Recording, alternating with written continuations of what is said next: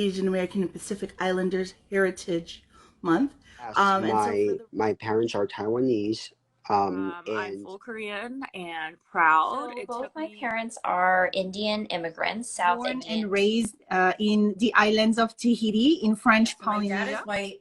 My mom is Korean, and Parents immigrated with me from India to the I feel U.S. I like was a lot born of in New people have expectations for you, and I think that it's upon the modern AAPI community to know what you want in life and go after it. Not saying, you know what, because I am this ethnicity or that, so I have to choose a certain career or something for myself just to fit in the AAPI model minority state, you know? fair. Like, well, I remember I've always been someone who has noticed the differences and wondering why I'm not treated like my peers or treated like my friends. And I've always noticed the differences there. And, you know, when I was born here and raised here, and when I started elementary school, I was sent to ESOL class or ESL. And I'm like, I remember the time I'm like, why am I going to additional teaching for English when I was born here? And it's just, you know, that was just really common in the 90s. And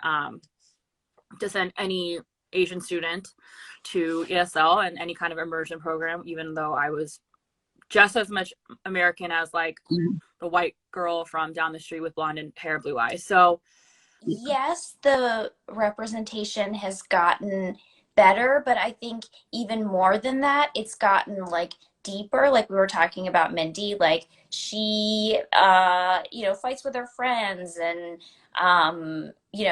dates around a lot.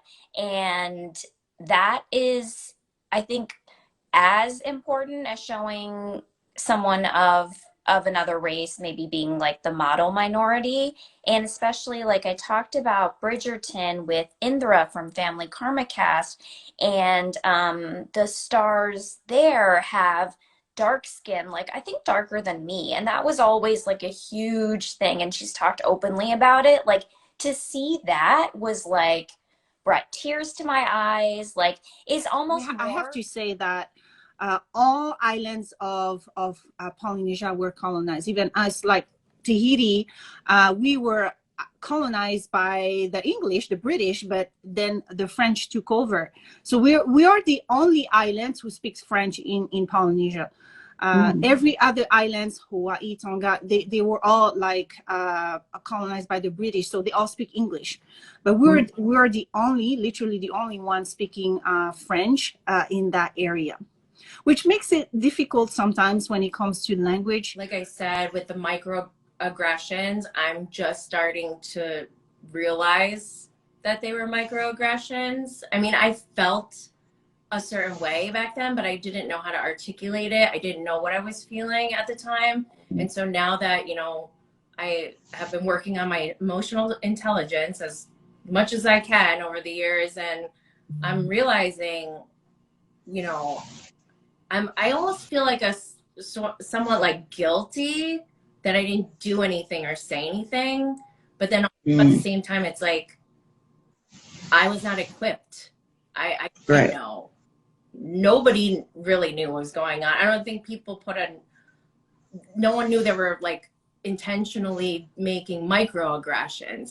These are the things that we're just starting to talk about now. So I feel like where I had to adjust and really assimilate was being part of a work culture where it is very male dominated. It's very patriarchal. Even in media, like most of the respected anchors and news directors were all men. And I was, a very headstrong, vocal, growing up in the States. I feel like I didn't feel as hindered to use my voice. Anytime I had an idea or a pitch, it was something that, I very intuitively would pitch to a boss or a professor or whatever.